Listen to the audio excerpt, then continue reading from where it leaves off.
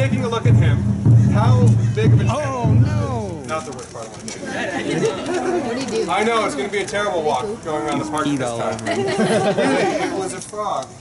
Yeah. It was a frog. The sink is faulty.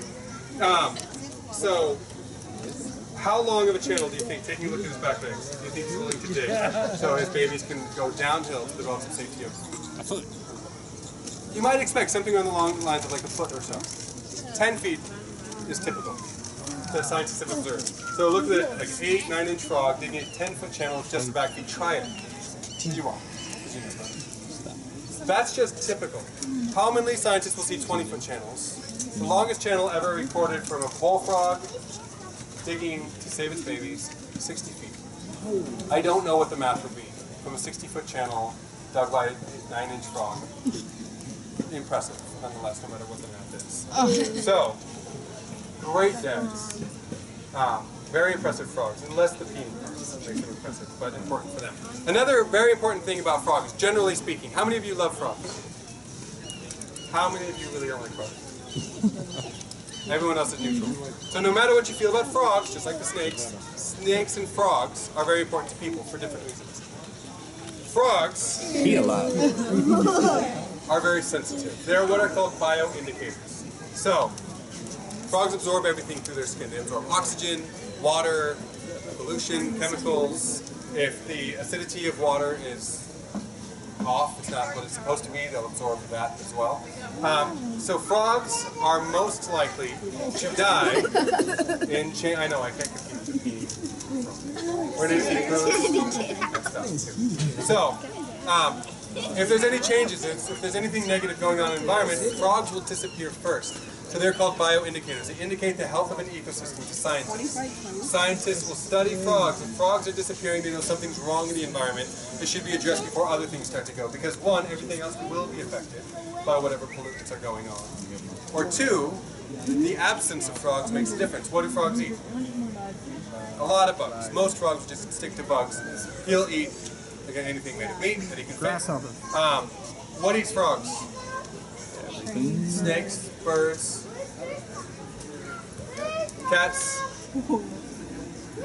humans. It's funny, whenever I ask that, people say humans. Usually people say the French. Which is true, but so do the North Americans and the South Americans, and the Africans and the Asians and the Europeans and Australians as well. Oddly enough, some Australians, the Aboriginals, drink frogs. Not in a blended kind of way. They'll get, you know, all the pee that's coming out here? There is a frog that spends a lot of time underground hibernating in the dry parts of Australia. The Aboriginals will go around, if they're dying of thirst, dig up a frog, give it a squeeze above its mouth, and take a drink. Totally gross. But if you're about to die, what are you willing to do? Hard to say until you're in that position. Hopefully none of us are in that position.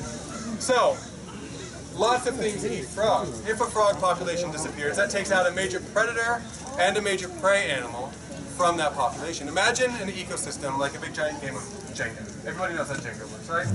If you don't. Big tower of blocks, you remove one at a time, eventually the whole thing's going to fall apart and we can never do it.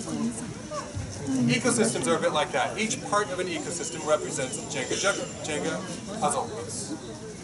If a frog disappears, if a tree species disappears, if a river disappears, the whole thing, the whole ecosystem stays intact. But no one really knows what species or what part of an ecosystem can disappear before the whole thing starts to fall apart. So frogs are very important in that sense as well. Another really cool thing about frogs, not at all obvious, but pretty awesome. Frogs always have to be wet, right? Or at least be not too far away from water. What happens to something that's always wet? Think about the walls again. They get moldy. So frogs, they get moldy. But having a wet surface of their body makes for a great area for bacteria, viruses, molds, funguses, yeasts, everything bad to grow on. Which is not all bad. Anyway. So frogs have secretions in their skin, and I don't mean like poison arrow frogs, but secretions that will kill bacteria, viruses, and molds and funguses. What else gets, yes, he wants to go home, so I'll wrap it up and I'll bring him back home. What else gets sick from bacteria, viruses, and molds and funguses? People. Humans. And everything. So scientists can study the secretions from frogs, use that in the pharmaceutical industry to make treatments and medicines to keep us healthy.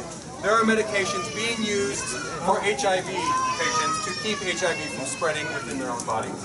medications for pain, ulcers, high blood pressure, so on and so forth. There are more frog species than there are all mammal species combined. Roughly between, it's a big range, 4,000 to 5,600 species of frogs out there. That's a lot of different types of secretions. So there's really no end to what we can learn from frogs. The kicker is, you gotta have frogs around to study them. So I always remind people, and this doesn't necessarily apply to you because you are here on your Saturday afternoon. A lot of us just want to protect animals because we like them, or we easily understand their value. Not everybody wants to go to the safari park. So even for selfish reasons, if only for selfish reasons, we want to protect frogs and snakes and everything else. Our lives are cheaper and healthier with healthy ecosystems out there because we learn from them. They've been keeping themselves healthy for a while. He's more than you do, though. So when we learn from them, our lives become better. So there are a couple times we have bio-inspiration, bio